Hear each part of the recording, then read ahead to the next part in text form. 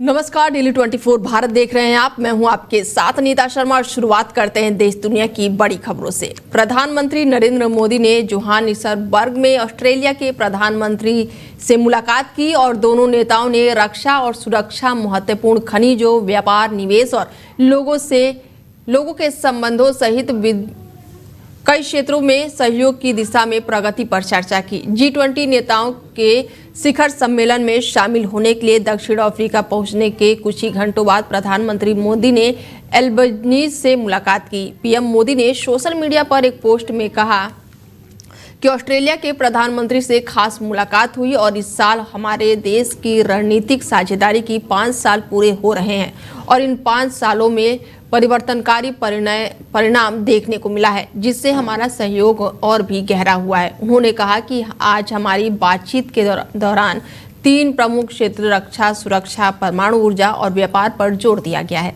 शिक्षा, संस्कृति, आदान प्रदान आदि के संबंधों में भी चर्चा हुई है और इसके साथ ही उन्होंने दिल्ली में हाल ही में हुए आतंकवादी हमले और साउथ अरब में हुए बस हादसे पर दुख जताया, जिसमें कई भारतीय मारे गए।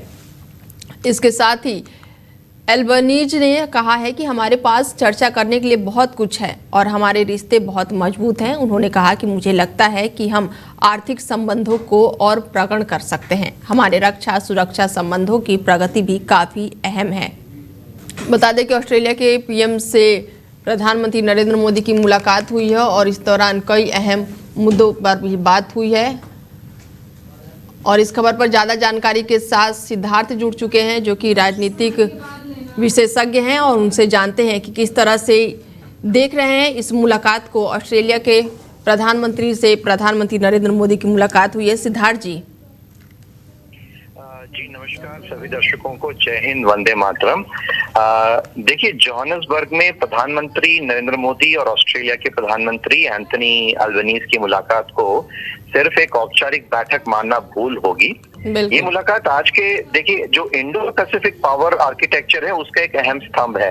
अब ये इंडो पैसिफिक पावर आर्किटेक्चर जो शब्द का प्रयोग किया है वो क्या है, मैं उसको आपको बताता हूँ, लेकिन उसके पहले दर्शकों को ये जानना आवश्यक है कि भारत और ऑस्ट्रेलिया दोनों देश ऐसे हैं जो चीन की जो विस्तारवाद है और उसमें भी जो क्रिटिकल मिनरल्स डिपेंडेंस है और समुद्री सुरक्षा के लिए जो एक नेचुरल स्ट्रेटेजिक पार्टनरशिप के रूप में वो उभर रहे हैं। और देखिए, ये वही दिशा है जिसे प्रधानमंत्री मोदी जी पिछले 10 वर्षों से लगातार स्थापित कर रहे हैं और भारत को इंडो पैसिफिक की निर्णायक शक्ति बना रहे हैं। पहली बात यह है कि दोनों देशों की स्ट्रेटेजिक पार्टनरशिप के 5 वर्ष जो हैं वो पूरे हो रहे हैं, जिसमें क्वाड जो आ गया है, और इन 5 वर्षों में क्वाड का जो हमने अलायंस बनाया है जी, उसमें डिफेंस, सिक्योरिटी और इंटेलिजेंस कोऑपरेशन बढ़ रहा है और ये बहुत अनप्रेसिडेंटेड है। इसके बीच में काफी सारी बायलैटरल डिफेंस एक्सरसाइज भी हुई हैं और ये जो है जो आज का जो मीटिंग है जी, ये 3 सेक्टर्स पे जोर दे रहा है। एक है डिफेंस और सिक्योरिटी, जो इंडो पैसिफिक का सबसे अहम फोकस क्षेत्र है। दूसरा जो मैंने बताया क्रिटिकल मिनरल्स, जिसमें भारत का जो वैश्विक एक आर्थिक हथियार के रूप में इमर्ज हो रहा है। तीसरा जो है वो न्यूक्लियर एनर्जी ट्रेड, जिसमें आत्मनिर्भर भारत का जो अहम मुद्दा है। और चौथी जो बात जो उभर के आ रही है वो है पीपल टू पीपल टाइज, जो सॉफ्ट पावर है, जिसमें education, students mobility, cultural exchange और ऑस्ट्रेलिया में जो भारतीय डायस्पोरा है, बहुत बड़ी तादाद में जो भारतीय मूल के लोग। सिद्धार्थ जी, कितना अहम है ये मुलाकात सुरक्षा के लिहाज से अगर मैं बात करूं तो? बिल्कुल बिल्कुल। और एक बहुत इसके पहले मैं आपको ये बता दूं कि ऑस्ट्रेलिया के जो प्रधानमंत्री हैं एल्बनीज, उन्होंने दिल्ली का जो आतंकी हमला है और कल जो सऊदी में जो हमारा तेजस विमान, हाँ, तो उसके ऊपर जो वीर गति को प्राप्त हुए विंग कमांडर, उस पर शोक उन्होंने दर्शाया है। और किसी भी देश का प्रधानमंत्री भारत के दुखों को साझा करे, ये भारत की राइजिंग स्टेचर का संकेत है। और आज भारत के साथ खड़ा होना सिर्फ गुडविल नहीं है, ग्लोबल कंपल्शन भी हो गया है। तो देखिए, पूरी तरह से अगर मैं इसका आंकलन करूं तो क्रिटिकल मिनरल रिसोर्सेज जो हैं, रेयर अर्थ और क्रिटिकल मिनरल्स हैं, उस पे विश्व जो है वो चाइना डिपेंडेंट है। और ऑस्ट्रेलिया दुनिया का सबसे बड़ा लिथियम, कोबाल्ट और निकल का सप्लायर है। और जो भारत की ईवी मिशन है, इलेक्ट्रॉनिक व्हीकल्स का जो मिशन है, साथ साथ में सेमीकंडक्टर्स, उस पे भी प्रधानमंत्री ने बहुत जोर दिया है, और क्लीन एनर्जी ट्रांसमिशन, ये सभी के सभी जो है इनका बैकबोन क्या है, तो इनका बैकबोन है ये क्रिटिकल मिनरल्स। और प्रधानमंत्री मोदी और अल्बनीज के बीच की जो बातचीत है, उसका अहम हिस्सा ये है कि भारत के लिए ये गेम चेंजर होगा। ये भारत को सप्लाई चेन की वल्नरेबिलिटी से निकाल कर ग्लोबल मैन्युफैक्चरिंग हब की ओर ले जाता है। अब तक क्या हो रहा था कि हम सप्लाई चेन की तो सिद्धार्थ जी, रक्षा के हिसाब से ये कितना खास है मुलाकात, अगर हम रक्षा के और सुरक्षा के लिहाज से देखें तो? जी, मैंने जैसे पहले बताया कि इंडो पैसिफिक और ग्लोबल कंपटीशन का बैटलफील्ड है, तो चीन के सामने, जैसे इसके पहले मलाबार एक्सरसाइज हुई है और मैरीटाइम डोमेन अवेयरनेस और एंटी सबमरीन कैपेबिलिटीज, ये सब में भारत को जो इंडो पैसिफिक सिक्योरिटी प्रोवाइडर है वो बन रहा है। और इसमें नरेंद्र मोदी जी की नीति जो है वो स्पष्ट है, Bharat will not be a bystander, Bharat will be a leader. हम केवल मुक्त दर्शक नहीं रहेंगे, हम इस दिशा के निर्णायक लीडर साबित हो रहे हैं। चलिए, तमाम जानकारी के लिए बहुत धन्यवाद सिद्धार्थ जी। जी, बता दें कि प्रधानमंत्री नरेंद्र मोदी ऑस्ट्रेलिया पहुंचे हैं और इस दौरान उन्होंने ऑस्ट्रेलिया के प्रधानमंत्री से मुलाकात की है और कई अहम मुद्दों पर उन्होंने यहां पर चर्चा की। खबरों में आगे बढ़ते हैं और प्रधानमंत्री नरेंद्र मोदी ने G20 लीडर्स समिट में शामिल होने के लिए साउथ अफ्रीका के 3 दिवसीय दौरे पर हैं और यात्रा के दौरान उन्होंने भारतीय मूल के टेक उद्यमियों से मुलाकात की और इस मुलाकात में नई तकनीकी उभारों क्षेत्र में सहयोग और भारत और प्रवासी भारतीयों के बीच संबंध मजबूत करने जैसे मुद्दों पर बातचीत की। प्रधानमंत्री ने एक्स पर लिखा कि जोहान्सबर्ग में भारतीय मूल के टेक उद्यमियों के साथ उपयोगी चर्चा की।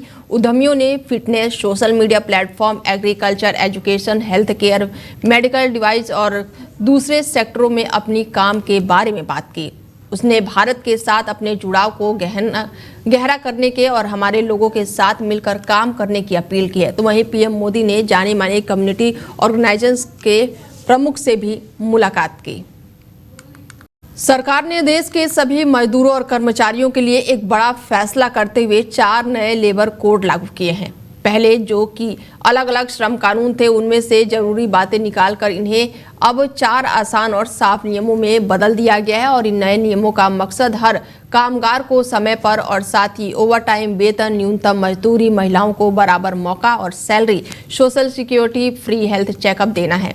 नए कानून से कर्मचारी को 5 की जगह सिर्फ 1 साल में ग्रेजुएटी का लाभ मिलेगा। सरकार का कहना है कि पुराने श्रम कानून 1930 और 1950 के बीच बने थे और अब कामकाज, इंडस्ट्री और टेक्नोलॉजी आज से बिल्कुल अलग थी और नए कोड आधुनिक जरूरत और अंतर्राष्ट्रीय मानकों को ध्यान में रखकर बनाया गया है और इसके साथ ही इसलिए ये पुराने श्रम कानूनों को सरल बनाकर 4 लेबर कोड में बदल दिया है। बता दें कि देश में श्रम कानून को 4 नए कोड में लागू किया गया है और ऐसे में 1930 और 1950 के बीच बने थे ये कानून, जो कि अब पुराने हो गए हैं। और ऐसे में विकास जोगी जी हमारे साथ जुड़ चुके हैं और उनसे बातचीत करते हैं।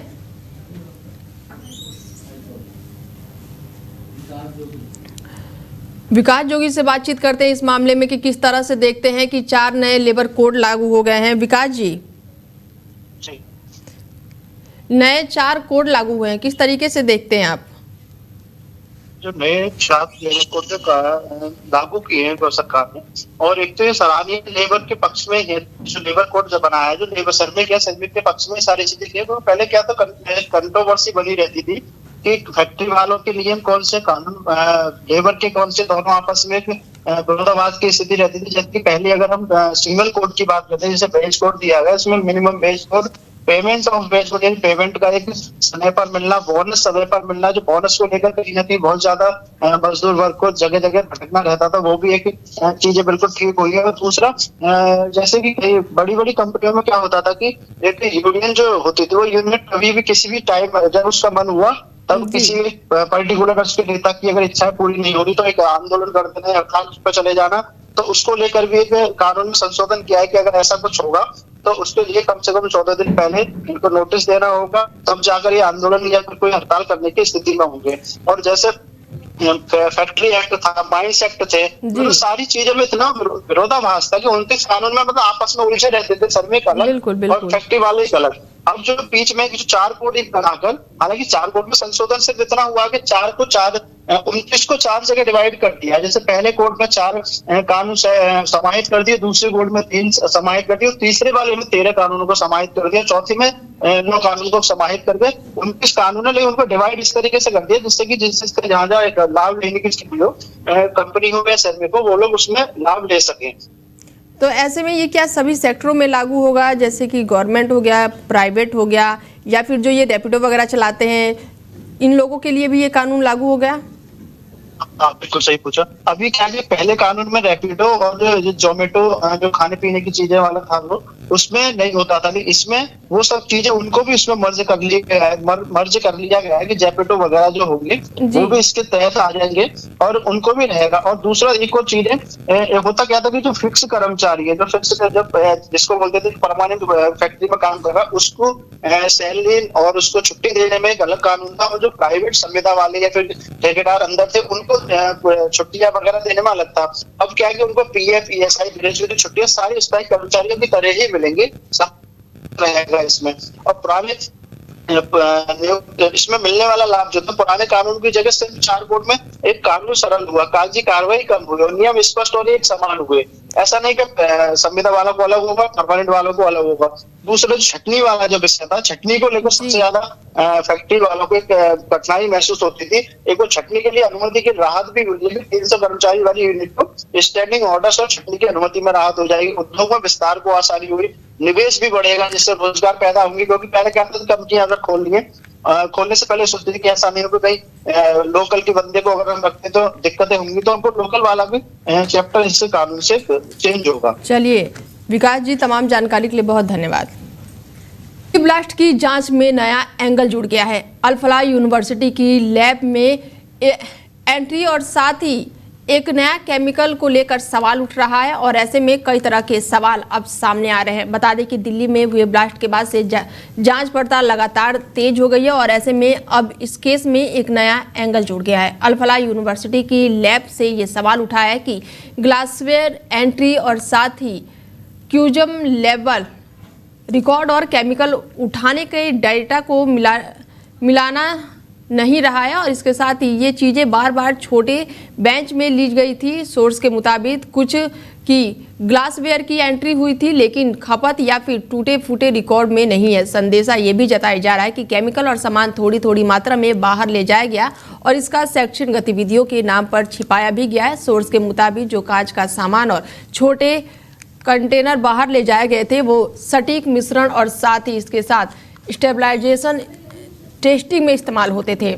मामले की जांच कर रहे एनआईए ने और अब doctor Muzammil, doctor Shaheen, doctor Adil के आमने सामने बैठाकर लगातार पूछताछ शुरू हो गई है और ऐसे में कई लोगों से पता किया जा रहा है कि लैब से निकालने वाले रसायन चुनता कौन था और साथ ही कई तरह की अब लगातार प्रक्रियाएं तेज हो गई है और ऐसे में यहाँ पर एनआईए की जांच पड़ताल भी लगातार तेज हो गई है। बता दें कि कुछ समय पहले दिल्ली में ब्लास्ट हुआ था और उस हादसे में कई लोगों की जान चली गई थी और कई लोग गंभीर रूप से घायल बताए जा रहे थे। बता दें कि अल फलाह की लैब से केमिकल बाहर ले जाने का बड़ा मामला सामने आया है और ऐसे में आतंकवादियों ने पढ़ाई की आड़ में कई तरह के साक्ष्य भी जुटाए। दिल्ली ब्लास्ट से जुड़े एक और नया एंगल अब सामने आया है और ऐसे में अल फलाह यूनिवर्सिटी जो है एक बार फिर से सवालों के घेरे में आ गई है और कई तरह के अब सवाल उठ रहे हैं। सवाल ये भी अब उठ रहा है कि केमिकल जो कि लैब से बाहर निकला था वो क्या है। सबसे बड़ा सवाल अब ये उठ रहा है, अल फलाह की लैब से क्या कौन सा। खबरों में आगे बढ़ते हैं और बांग्लादेश की राजधानी ढाका में शुक्रवार सुबह 5.7 तीव्रता के भूकंप में मरने वालों की संख्या बढ़कर 10 हो गई है जबकि 100 से ज्यादा लोग गंभीर रूप से घायल बताए जा रहे हैं।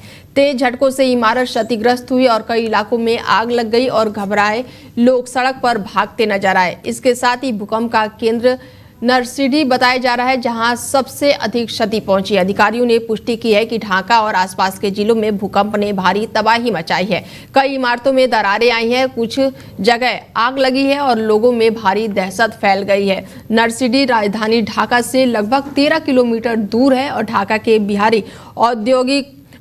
बाहरी जो है औद्योगिक इलाके, वहां पर भी गाजीपुर में सबसे ज्यादा अफरा तफरी मची और यहां पर 100 से ज्यादा वर्कर्स घायल बताए जा रहे हैं। मीडिया रिपोर्ट के अनुसार गाजीपुर में फैक्ट्रियों में काम कर रहे मजदूर झटकों के दौरान इमारत से बाहर भागते समय भगदड़ में घायल हो गए। रिपोर्ट के मुताबिक ढाका के कई इलाकों में एक 5 मंजिला इमारत की रैली भूकंप के दौरान अचानक ही गिर गई और रिपोर्ट के अनुसार मरने वाले 3 लोग इमारत के सामने सड़क पर चल रहे थे और तभी झटका लगते ही रेलिंग टूटकर उनके ऊपर गिर पड़ी।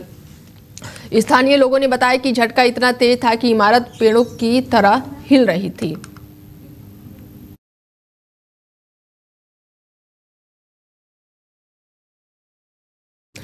राजधानी दिल्ली से बड़ी खबर सामने आ रही है। बता दें कि राजधानी दिल्ली में लगातार वायु प्रदूषण का खतरा बढ़ते ही जा रहा है और अब जो एयर क्वालिटी सामने आई है वो काफी खतरनाक बताई जा रही है। सुबह की अगर बात करें तो AQI 340 के आसपास पहुंच गया है। रिकॉर्ड ऐसे एवरेज किए गए और साथ ही AQI से थोड़ा सुधार होने के बावजूद भी सुबह सुबह इलाकों में जहरीली स्मॉग का परत छाई हुई है। कुछ इलाकों में AQI 400 पार पहुंच गया है, जिससे वहां की हवा गंभीर श्रेणी में मानी जा रही है और लगातार बने स्मॉग की वजह से सांस लेने में लोगों को दिक्कतें हो रही हैं। वहीं केंद्रीय प्रदूषण नियंत्रण बोर्ड के अनुसार दिल्ली के आनंद विहार में AQI 420, अशोक विहार में 403, आया नगर में 333, बवाना में 414, बुराड़ी में 374। इसके साथ ही कई इलाकों में जो वायु प्रदूषण है वो खतरनाक स्थिति में दर्ज किया जा रहा है और इसके साथ ही लगातार लोगों से अपील की जा रही है कि बुजुर्गों और बच्चों को मास्क पहनाएं और साथ ही घर से बाहर निकलने के लिए ना निकले। ये लगातार अपील की जा रही है और ऐसे में सांस लेने वाले मरीजों को भी काफ़ी दिक्कतें हो रही हैं, आंखों में जलन हो रही है और ऐसे में लगातार लोगों से अपील की जा रही है कि वो घर से बाहर ना निकले और घर से बाहर निकलते समय मास्क का उपयोग जरूर करें।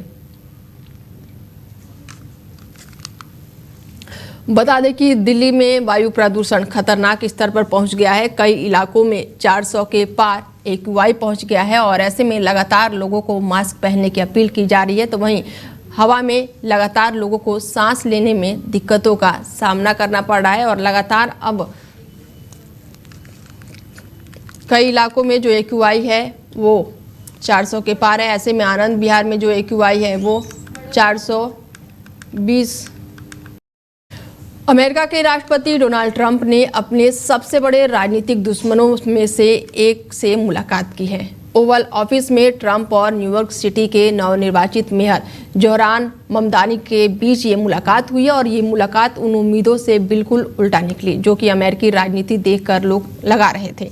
कई लोग मानकर चल रहे थे कि ट्रंप और ममदानी के बीच तीखी बहस होगी, क्योंकि ट्रंप लंबे समय से ममदानी के कट्टर वामपंथी कहकर निशाना बनाते रहे हैं, जबकि दोनों जब आमने सामने आए तो किसी भी तरह का टकराव नजर नहीं आया और इसके बजाय माहौल आश्चर्यजनक रूप से देखने को मिला। ममदानी जो कि ट्रंप को फांसीवादी कहते थे, उनका रुख भी एकदम बदला हुआ था। मीटिंग के बाद ट्रंप ने सोशल मीडिया पर लिखा कि न्यूयॉर्क शहर के नए मेयर जोहरान ममदानी से मिलने का एक बड़ा सम्मान की बात कही है।